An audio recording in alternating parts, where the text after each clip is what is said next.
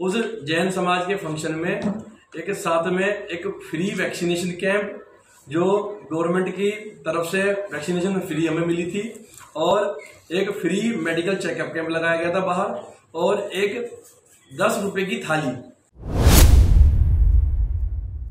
कि मैंने यहाँ पे भीड़ इकट्ठी की है, इसलिए मैंने कॉन्फ्रेंस बुलाई है कि मेरे साथ कुछ पॉलिटिकल लोग, कुछ असामाजिक तत्व धक्का करके प्रेशर डाल के मेरा नुकसान करना चाह रहे हैं। सोशल डिस्टेंसिंग वहां पे पूरी कवर की गई, हर बंदा वहां पे मास्क लगा कर था। इसमें देखिए, ना मैंने किसी मुख्यमंत्री को बुलाया, ना मैंने किसी नेता को बुलाया, ना मैंने किसी को वहां चीफ गेस्ट बुलाया, ना मेरे प्रोग्राम में कोई सिंगर था, ना मेरे प्रोग्राम में कोई वहां पे डीजे बजाए गए, ना मेरे प्रोग्राम में वहां पे कोई साधु संत के प्रवचन हुए कि जिससे कि मैंने अराजकता फैलाई हो। बड़े बड़े सरकारों को करना चाहिए था, इन नेताओं को करना चाहिए था, वो सरकार वो काम आज मैंने जिम्मा उठाया था कि मैं करूं। अब मुझे इसके लिए भी ये रिटर्न में गाइडलाइन दे दें कि कल को ऐसा ना हो, इस रसोई के माध्यम से भी आज भी 300 से ज्यादा लोग पहले दिन ही खाना खा के गए हैं। मुझे उम्मीद है कि ये रोज जो लोग भूखे हैं, परेशान हैं, ये रोज भीड़ बढ़ेगी।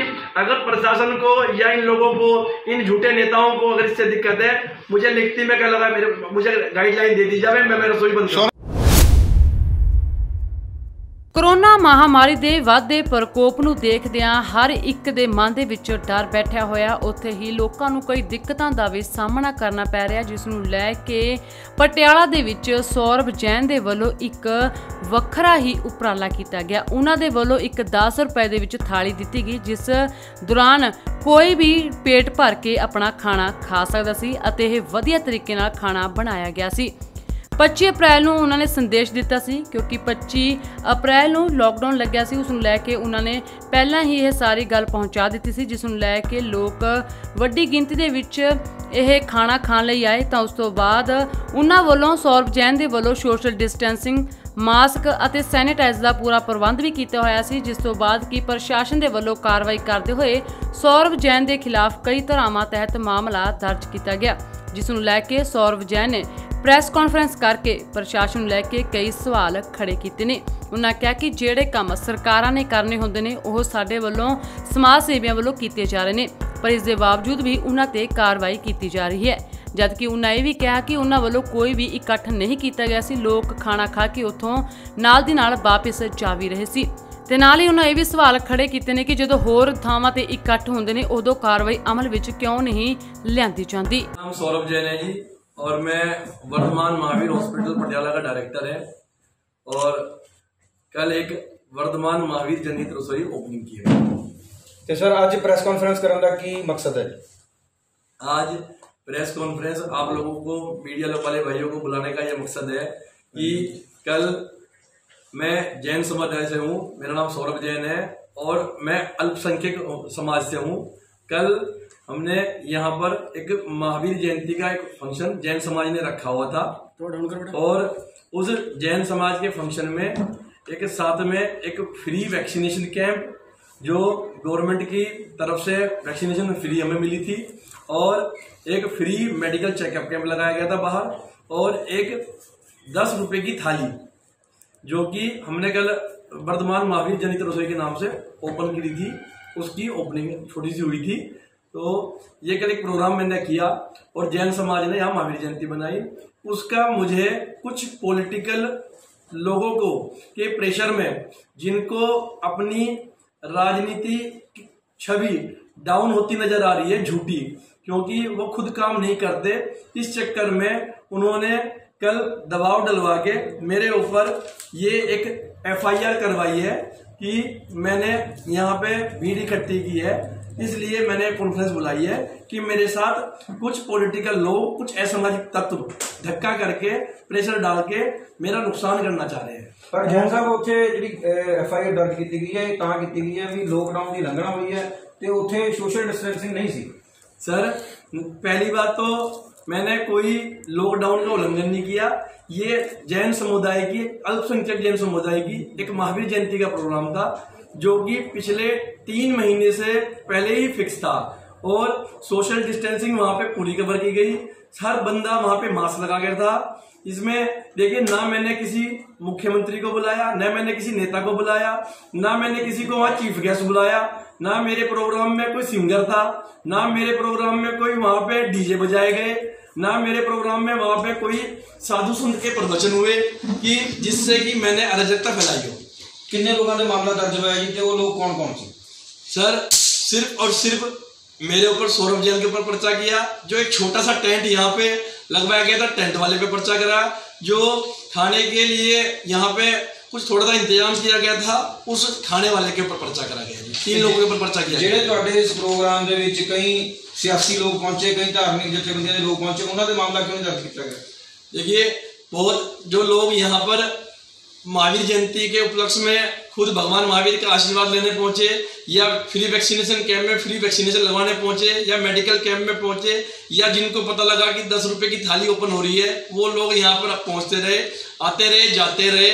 ठीक है, वो लोग जो भी आशीर्वाद दिया, ठीक है, अब उनके ऊपर पर्चा, पहली बात तो उनके ऊपर क्यों हो, मेरे ऊपर नहीं होना चाहिए था, उनके ऊपर तो क्यों होता। लेकिन हर तरह के समाज से, हर संस्था से लोग आए, चाहे वो बड़े लोग, नेता लोग हों, चाहे वो पार्टी के ओहदेदार हों, चाहे वो धार्मिक संस्थाओं से लोग हों, सभी आए।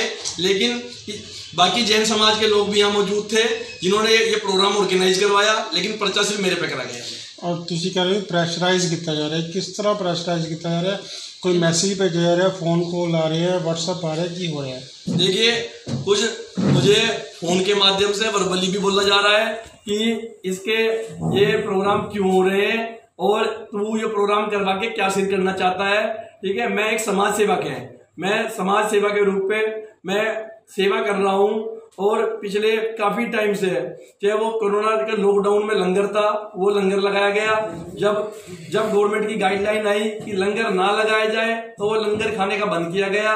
ठीक है, दुनिया भर के फ्री वैक्सीनेशन कैंप लगा रहा हूँ, उसमें भी कई पॉलिटिकल नेताओं को दिक्कत है कि मेरे मेडिकल कैंप रुकवाने की भी कोशिश कई बार कर चुके हैं। सर जी, जो कल उसी प्रोग्राम करवाया मौजूदा घाट से, उस टाइम कोई प्रशासन वाला या कोई पुलिस वाला तो किसी वालों कोई रोक टोक करना से नहीं पहुंचा होते? देखिए, हमारे इस समागम में, हमारे इस मेडिकल कैंप में, क्योंकि वैक्सीनेशन की तो परमिशन गवर्नमेंट की तरफ से ही थी, तो इसमें मुझे किसी ने जो हमारी ये समागम था जैन धर्म का, इसमें किसी भी प्रशासन की तरफ से कोई ना रोक टोक हुई यहाँ पे आके, ना किसी ने ये कहा ये प्रोग्राम क्यों हो रहा है।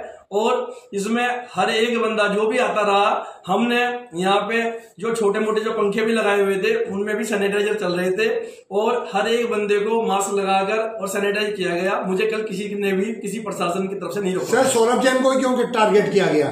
क्योंकि कल मेयर भी आए थे पटियाले के। देखिए सर, यही मेरा एक मुद्दा है कि समाज में अगर आज मैं अच्छा काम करना चाह रहा हूँ, और इस कोरोना के टाइम में मैं गरीब लोगों को, जरूरतमंद लोगों को 10 रुपए में खाना खिला रहा हूँ, तो मेरे खिलाफ ये कार्रवाई क्यों हो रही है? क्या मैं एक ऐसे अल्पसंख्यक समाज से हूँ जिसका कि बहुत ज्यादा कोई बोलबाला नहीं है, तो इसलिए शायद मेरे पे पर्चा किया जा रहा है, क्योंकि मैं अच्छा काम करके कुछ नेताओं की आंखों में चुभ रहा हूं। जो तुम कोई कल कॉल आई या कि नाम है प्रशासन ने तुम बुलाया गया, कोई इस तरह तुम कोई कि नाम किस तरह व्यवहार तुहाडे कितना गया? मुझे कल किसी प्रशासन के यहाँ से कोई कॉल नहीं आई, ना मुझे कल कहीं बुलाया गया। आज मेरे पास ये एक FIR मेरे खिलाफ की गई है, आज मुझे इसकी जानकारी मिली है, और ये FIR सरासर जैन धर्म के इस फंक्शन के खिलाफ है, क्योंकि मैं फिर कह रहा हूँ कि मैं अल्पसंख्यक हूँ, इसलिए पर्चा किया गया है। क्योंकि समागम और भी बहुत हुए हैं, ठीक है, और भी होने जा रहे हैं, ठीक है, दुनिया भर के नेताओं की रैलियां हो रही है, ठीक है, आज भी एक मंत्री की रैली थी नाभा में, ठीक है, दुनिया भर के इकट्ठे हो रहे हैं, ठीक है, जो एजिटेशन हो रहे हैं, उनमें किसी पे पर्चा नहीं हो रहा। मैंने एक समाज सेवा का काम किया, 10 रुपए में लोगों को खाना खिलाया, इसलिए मेरे पे पर्चा हुआ है। ਕਿਹੜੇ ਰਾਜਨੀਤਿਕਾਂ ਦੀ ਤੁਸੀਂ ਗੱਲ ਕਰ ਰਹੇ ਹੋ? ਤੁਸੀਂ ਕਹਿੰਦੇ ਹੋ ਪੋਲੀਟੀਕਲ ਲੋਕਾਂ ਦਾ ਪ੍ਰੈਸ਼ਰ ਹੈ, ਕੁਝ ਲੋਕ ਤੁਹਾਡੇ ਤੋਂ ਖੁਸ਼ ਨਹੀਂ ਹੈ। ਕੌਣ ਨੇ ਉਹ? ਕਿਹੜੀ ਪਾर्टी ਨਾਲ? देखिए, नेता या वो असामाजिक तत्व, उनका कोई नाम नहीं होता। ये देखिए, जिनको मेरे इस काम से लग रहा है कि उनका कद छोटा हो रहा, वो वही लोग हैं। मैं किसी का क्या नाम लूं? जिनको लग रहा है कि उनका राजनीतिक कैरियर, उनका झूठा जो राजनीतिक कैरियर है वो डाउन हो रहा है, क्योंकि वो एक बड़े पदों पे रहकर भी अगर कुछ समाज के लिए नहीं कर रहे, एक नया बंदा अपने घर फूंक के अपना सेवा करने की कोशिश कर रहा है, ये वो लोग हैं। कहीं ऐसा तो नहीं कि आप भी राजनीति में जाना चाहते हो, इसलिए राजनीतिक लोग आपसे चिढ़ रहे हैं? तभी ये सब कुछ हो रहा है। देखिए सर, मैं पहले भी कई बार कह चुका हूं कि मैंने ये समाज सेवा का जिम्मा उठाया है, क्योंकि इस कोरोना के महाकाल में जो कोरोना की ये महामारी फैली है, इससे मैंने एक सबक लिया है कि जितना आज अगर हमारे देश को हमारी जरूरत है, समाज को हमारी जरूरत है, हर एक व्यक्ति को अपनी जो कमाई है उसमें से कुछ अंश जितना भी वो मैक्सिमम निकाल सके वो निकालना चाहिए। क्योंकि आज लोग दवाइयों के इलाज के करके बहुत दुखी हैं और वो खाने के करके बहुत दुखी हैं, क्योंकि कई लोगों के रोजगार चले गए और कई लोग इलाज से वंचित हैं जी। और क्या कहना चाहते हो आप इस पर्चे को लेकर, क्या सरकार से अपील करना चाहते हो? मेरी बस सरकार या सिस्टम से यही अपील है कि मेरे साथ जो ये धक्का हुआ है ये क्यों हुआ है, यही मेरा सवाल है कि और जो धार्मिक प्रोग्राम अभी भी हुए हैं और जो फिर होने जा रहे हैं बहुत जल्द, कि उनके खिलाफ, उनके किसी भी सदस्य के खिलाफ क्यों ये पर्चा नहीं हुआ, मेरे खिलाफ ही पर्चा क्यों है, इसके पीछे क्या साजिश है, इसका मुझे आप लोगों के माध्यम से जवाब समागम चल रहा सी कल, इस तो इलावा पटियाला शहर ਦੇ ਵਿੱਚ ਆਈਲੈਟਸ ਦੇ ਪੇਪਰ ਵੀ ਹੋ ਰਹੇ ਸੀ ਜਾਂ ਹੋਰ ਵੀ ਬਹੁਤ ਹੋਟਲਾਂ ਦੇ ਵਿੱਚ ਕੱਟ ਸੀ, ਉਹਦੇ ਵਿੱਚ ਪੁਲਿਸ ਪ੍ਰਸ਼ਾਸਨ ਨੇ ਕਿਸੇ ਤਰ੍ਹਾਂ ਦਾ ਕੋਈ ਪਰਚਾ ਦਰਜ ਨਹੀਂ ਕੀਤਾ, ਮੌਕੇ ਤੇ ਪਹੁੰਚ ਕੇ ਵੀ ਪਰਚਾ ਨਹੀਂ ਦਰਜ ਕਰ ਸਕੇ। ਤੁਹਾਡਾ ਕੀ ਕਹਿਣਾ? ਕਈ ਹੋਟਲਾਂ 'ਚ ਵਿਆਹ ਵੀ ਹੋਏ ਨੇ, ਪੁਲਿਸ ਘਰ 2-2 घंटे बाद पहुंचती है, की गल ਤੁਹਾਨੂੰ ਕੀ लगता है?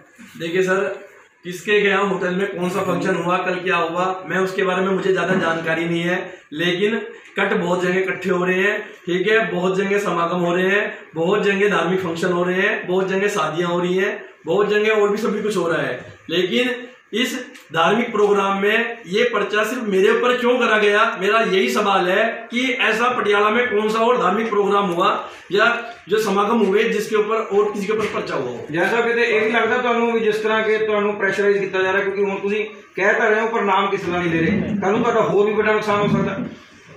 देखिए, अगर एक रसोई के खोलने से लोगों को, कुछ लोगों को, कुछ ऐसे असामाजिक तत्वों को इतनी बड़ी तकलीफ है, मुझे ये मैं पहले भी कह रहा हूँ कि मुझे डायरेक्ट इनडायरेक्ट मैसेज मिलते जा रहे हैं, जैसे कि पता लग रहा है कि कई जगह मेडिकल कैंप रुकवाने की कोशिश की है, मेडिकल कैंप नहीं लगना चाहिए, इसको रोका जाए, ठीक है। मुझे डर है कि जो मैं समाज सेवा कर रहा हूँ, चाहे वो वर्धमान अस्पताल के माध्यम से कर रहा हूँ या जैसे कुछ और भी कर रहा हूँ, कि ये लोग कल को आने वाले भविष्य में मेरे खिलाफ कोई ना कोई बड़ा षड्यंत्र करके मुझे फंसाने की कोशिश कर रहे हैं। कि ਇਹਦੇ ਜਿਹੜਾ ਪਰਚਾ ਹੋਇਆ ਇਹਦੇ ਖਿਲਾਫ ਜਾਂ ਇਹਦੇ ਰੋਸ 'ਚ ਪ੍ਰਸ਼ਾਸਨ ਨੂੰ ਲਿਖਤੀ ਰੂਪ 'ਚ ਵੀ ਤੁਸੀਂ ਕੋਈ ਮੈਮੋਰੈਂਡਮ ਦਵੋਗੇ, प्रशासन ਨੂੰ मिलोगे ਤੁਸੀਂ? देखिए, मैं एक छोटे से सब जैन समाज से हूँ, मैं इसकी जो एक कंप्लेंट है, जो माइनॉरिटी कमीशन है हमारा जैन समुदाय का, अल्पसंख्यकों का, मैं उसमें जाके इसकी कंप्लेंट करूँगा। सॉरी, ਜਿਹੜੇ कोरोना ਨੂੰ ਲੈ ਕੇ ਹਦਾਇਤਾਂ ਸਰਕਾਰ ਨੇ ਦਿੱਤੀਆਂ, ਕਿ ਜਿਵੇਂ ਅੱਗੇ ਵੀ ਤੁਹਾਡਾ ਪ੍ਰੋਗਰਾਮ ਹੁਣ ਕੰਟੀਨਿਊ ਚੱਲਣਾ ਰਸੋਈ ਦਾ, ਕਿ ਉਹਨਾਂ ਦਾ ਧਿਆਨ ਰੱਖਿਆ जाएगा ਅੱਗੋਂ भी?